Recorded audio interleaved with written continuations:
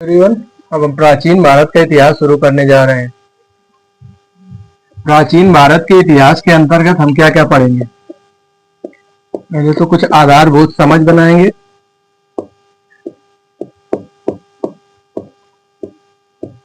थोड़ी सी आधारभूत समझ बनाएंगे प्राचीन भारत के अंतर्गत। उसके बाद पढ़ेंगे हम लोग पाषाण काल।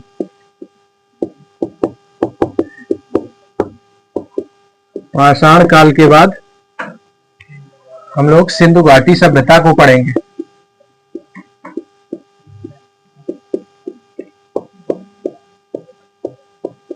सिंधु घाटी सभ्यता के बाद हम लोग वैदिक सभ्यता को पढ़ेंगे।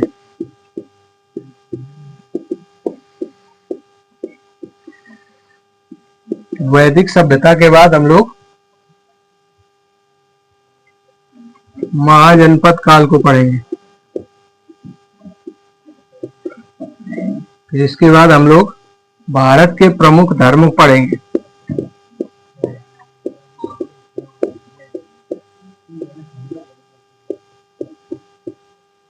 इसके बाद हम लोग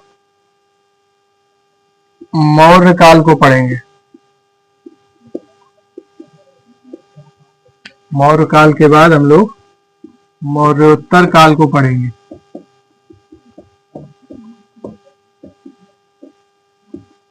मौर्योत्तर काल के बाद गुप्त काल।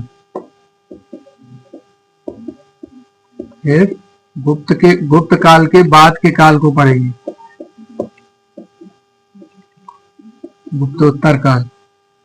गुप्तोत्तर काल इसकी मतलब हर्षवर्धन का काल। हर्षवर्धन काल। इसके बाद पूर्व मध्यकालीन इतिहास।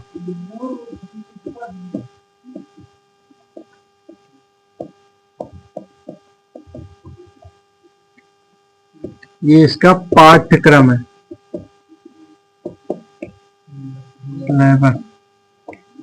तो इस तरह से हम लोग प्राचीन भारत का इतिहास पढ़ेंगे। प्राचीन भारत के इतिहास में सर्वप्रथम कुछ आधारभूत समझ बनाएंगे।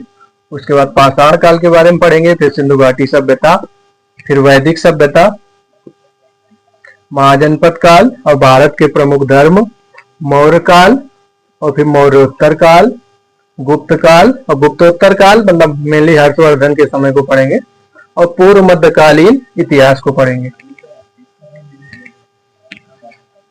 हम इतिहास की आधारभूत समझ अध्याय 1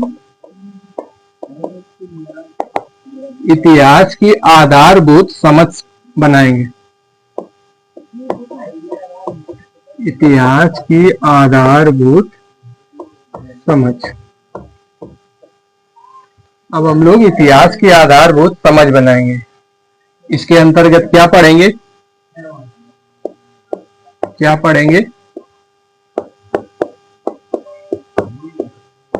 नंबर 1, इतिहास क्या है? इतिहास क्या है? सबसे पहले पढ़ेंगे इतिहास होता क्या है। फिर इतिहास का विभाजन। इसके बाद इतिहास का विभाजन पढ़ेंगे। फिर उसके बाद पढ़ेंगे प्राचीन भारत के इतिहास के स्रोत।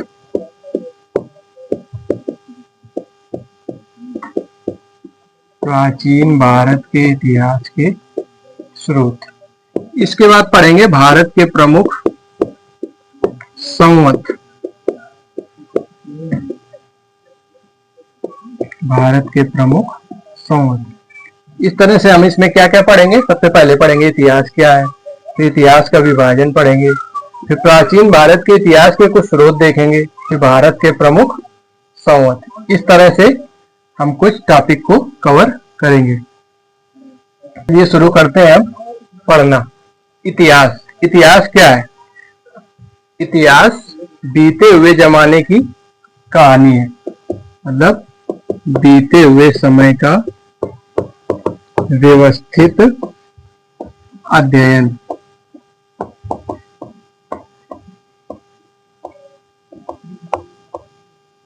तो बीते हुए समय के व्यवस्थित अध्ययन को हम इतिहास कहते हैं। तो बीते हुए समय का व्यवस्थित अध्ययन इतिहास है। तो इतिहास क्या है? बीते हुए समय का व्यवस्थित अध्ययन। इतिहास के जनक कौन है? इतिहास के जनक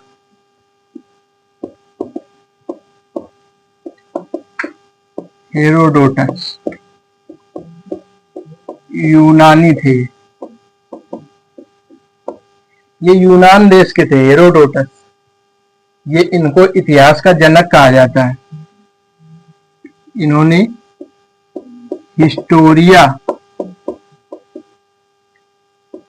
पुस्तक में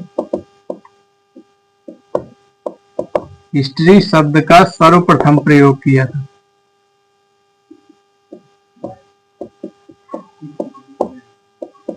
हिस्ट्री शब्द का सर्वप्रथम प्रयोग किया था।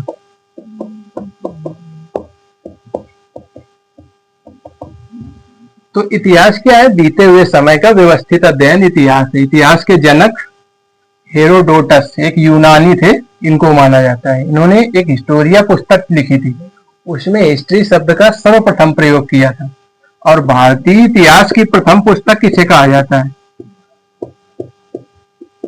भारतीय इतिहास की प्रथम पुस्तक कल्हड़ की राजतरंगिणी को माना जाता है।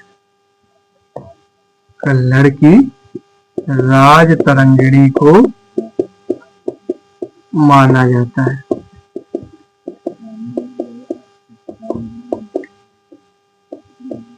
तो इतिहास के जनक हेरोडोटस। भारतीय इतिहास की प्रथम पुस्तक कल्हड़ की राजतरंगिणी को माना जाता है। और भारतीय इतिहास जो है वो हमारे अथर्ववेद का उपवेद माना जाता है। इतिहास को अथर्ववेद का उपवेद माना जाता है।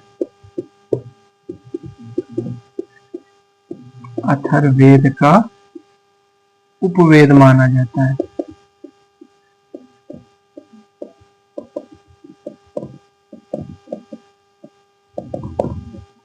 तो इस तरह से भारतीय इतिहास की पुस्तक कल्हड़ की राजतरंगिणी अथर्ववेद का उपवेद इसे माना जाता है। अब इसके बाद इतिहास का विभाजन देखते हैं। इतिहास का विभाजन। भारत के इतिहास को मुख्यतः 3 भागों में बांटा गया। एक प्राचीन भारत का इतिहास, दूसरा मध्यकालीन भारत का इतिहास, तीसरा आधुनिक भारत का इतिहास।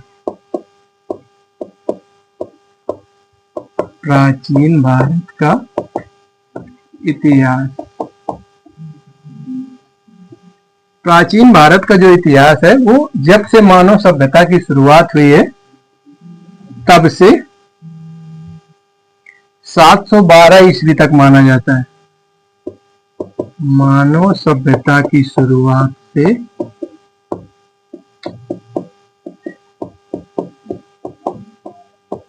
712 ईस्वी तक, जब से मानव सभ्यता शुरू हुई और 712 ईस्वी तक का जो भी टाइम पीरियड आएगा उसको हम प्राचीन भारत के इतिहास के अंतर्गत पढ़ेंगे। और दूसरा होता है मध्यकालीन भारत का इतिहास।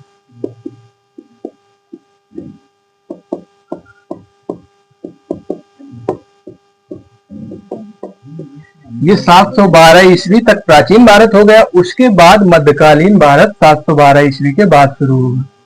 712 ईस्वी से 1707 ईस्वी तक औरंगजेब मुगल शासक के समय तक मध्यकालीन भारत का इतिहास रहेगा, उसके बाद समाप्त हो जाएगा। और तीसरा है आधुनिक भारत का इतिहास। आधुनिक भारत का इतिहास।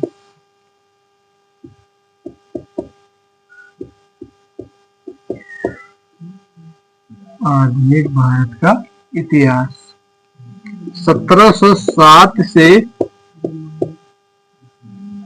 आज तक। तो इस प्रकार हम इतिहास का विभाजन 3 भागों में करेंगे। पहला है प्राचीन भारत का इतिहास।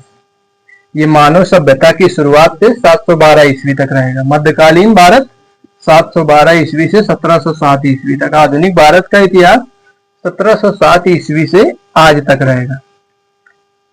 प्राचीन, मध्यकालीन और आधुनिक भारत के इतिहास के अलावा एक अन्य तरह से भी भारतीय इतिहास का विभाजन किया जाता है।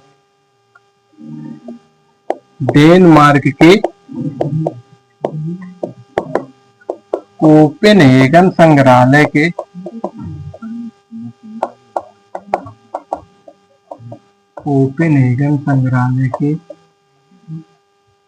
क्रिश्चियन जर्गेनसन थॉमसन ने भारतीय इतिहास को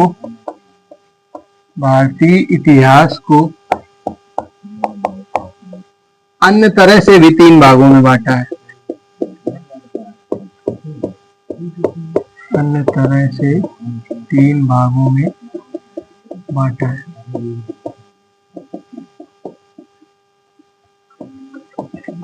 जो डेनमार्क के कोपेनहेगन संग्रहालय था एक, वहां के क्रिश्चियन जर्गेनसन थॉमसन थे। इन्होंने भारतीय इतिहास को अन्य तरह से 3 भागों में बांटा है।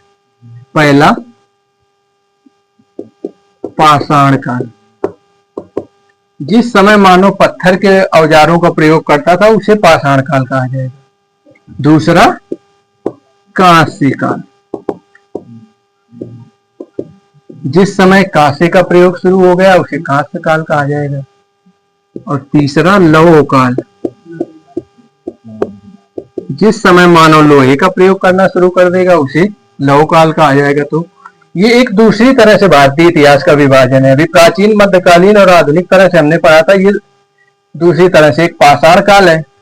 ये मानव की शुरुआत से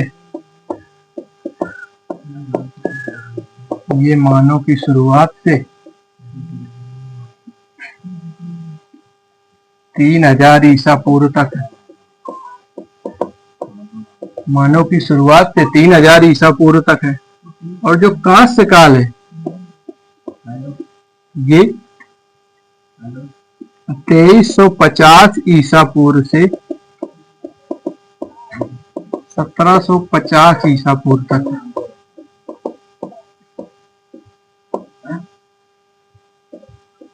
तो ये 2350 ईसा पूर्व से 1750 ईसा पूर्व तक है। और लौह काल जो है हमारा, ये 1500 ईसा पूर्व से शुरू होता है।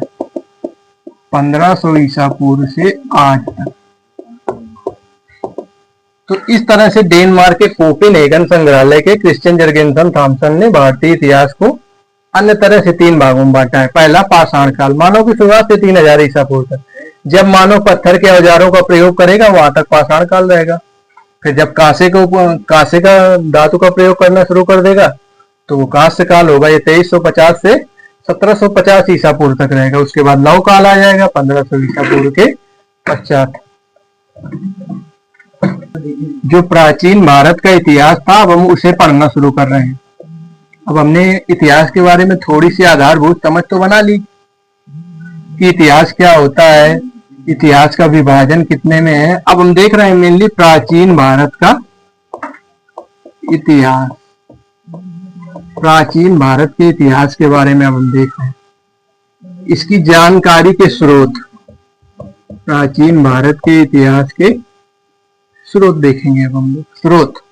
स्रोत मतलब प्राचीन भारत के इतिहास को हम कैसे जानते हैं कि प्राचीन भारत में ये घटना हुई थी।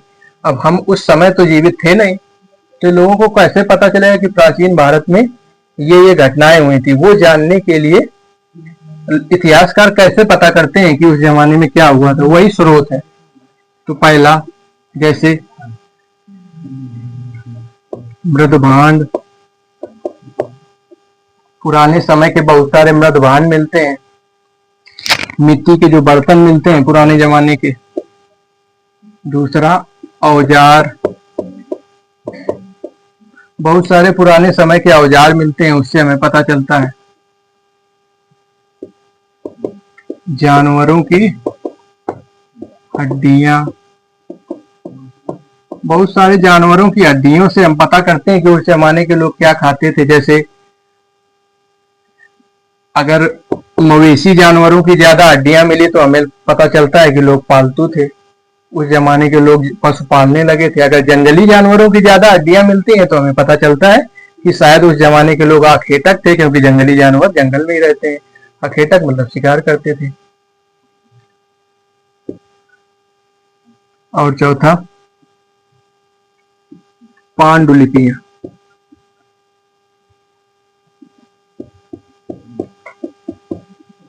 पांडुलिपियां मतलब पुराने जमाने की हाथ से बनी हुई जो पुस्तकें थी, पुराने समय की हाथ से लिखी गई पुस्तकें, पुराने समय की हाथ से लिखी गई पुस्तकें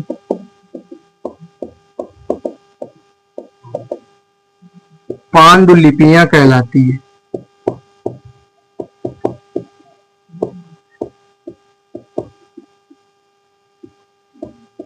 तो पुराने समय की जो भी हाथ से पुस्तकें लिखी गई उनमें क्या क्या लिखा हुआ है, मुझसे पता करते हैं कि उस जमाने में क्या क्या घटनाएं हुई थी। ये ताड़पत्र और भोजपत्र पर लिखी जाती थी।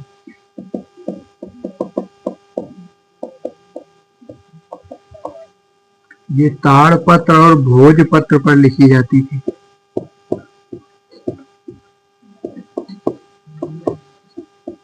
ये ताड़पत्र और भोजपत्र पर लिखी जाती थी। पांचवा, प्राचीन युग की जानकारी का स्रोत है अभिलेख। अभिलेख मतलब जैसे पत्थर और धातु जैसी जो कठोर सतहें हैं उन पे लिखना, अभिलेख।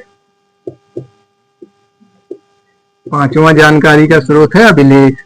अभिलेख का मतलब होता है पत्थर और धातु जैसी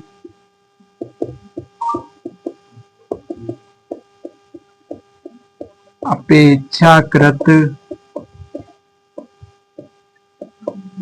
कठोर सतह पर लिखे गए लेख को अभिलेख कहते हैं।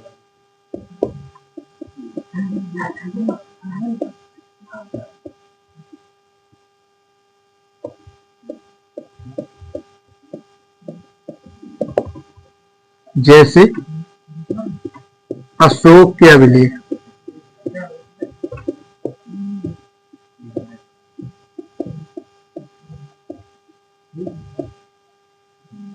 तो अभिलेख मतलब पत्थर और धातु जैसी जो कठोर सतहें हैं उन पर जो हम लिखेंगे उसको अभिलेख कहेंगे। हम लोग अभिलेख क्यों, अभिलेखों का महत्व तो पांडुलिपियों से हमारे लिए ज्यादा है, क्योंकि अभिलेख पत्थर और धातु जैसी सतह पर लिखे जाएंगे, वो काफी दिन तक बने रहेंगे।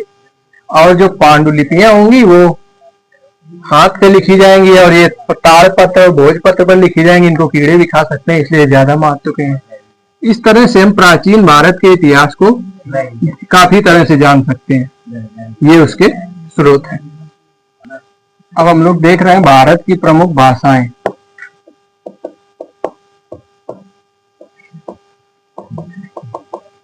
भारत की प्रमुख भाषाएं। भारत में कितनी तरह की भाषाएं? भारत में मुख्यतः 4 भाषा परिवार की भाषाएं बोली जाती हैं। भारत में मुख्यतः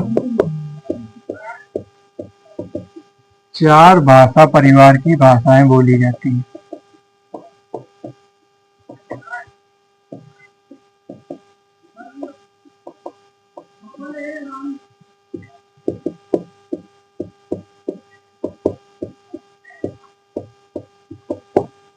भारत में मुख्यतः 4 भाषा परिवार की भाषाएं बोली जाती है। नंबर 1, भारोपीय भाषा परिवार। भारोपीय भाषा परिवार।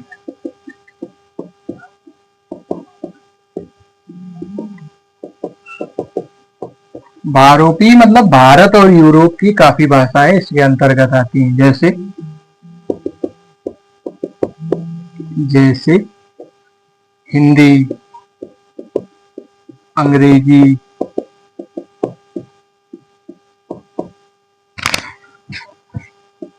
फ्रेंच।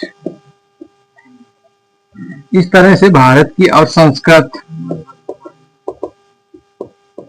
तो जो भी भाषाएं जैसे हिंदी, अंग्रेजी, फ्रेंच, संस्कृत, भारोपी का मतलब ये भारत और यूरोपीय।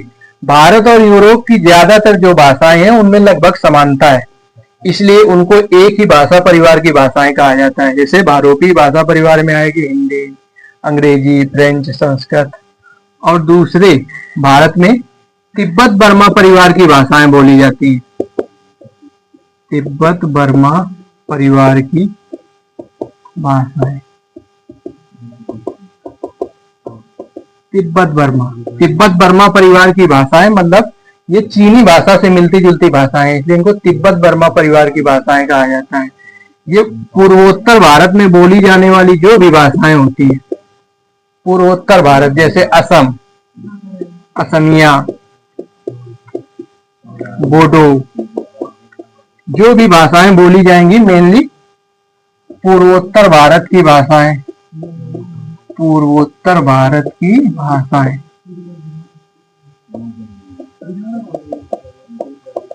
पूर्वोत्तर भारत की जो भी भाषाएं हैं उनको तिब्बत बर्मा परिवार की भाषाएं कहा जाता है। पूर्वोत्तर मतलब 7 महीने। और तीसरी इंडो ऑस्ट्रेलियन भाषा परिवार की भाषाएं, इंडो ऑस्ट्रियन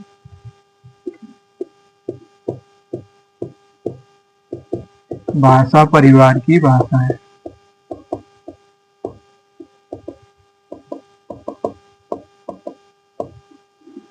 इंडो ऑस्ट्रियन भाषा परिवार की भाषाएं मुख्यतः झारखंड,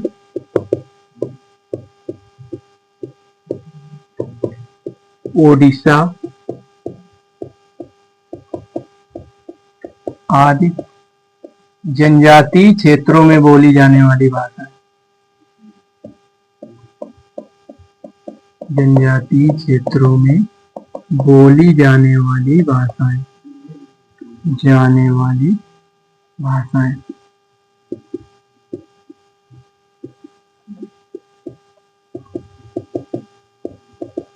और चौथा हमारे देश में बोली जाती है द्रविड़ परिवार की भाषा।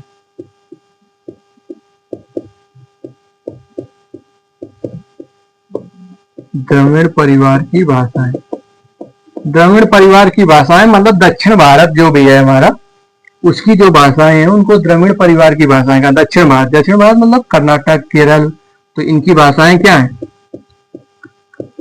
कन्नड़, मलयालम, तमिल,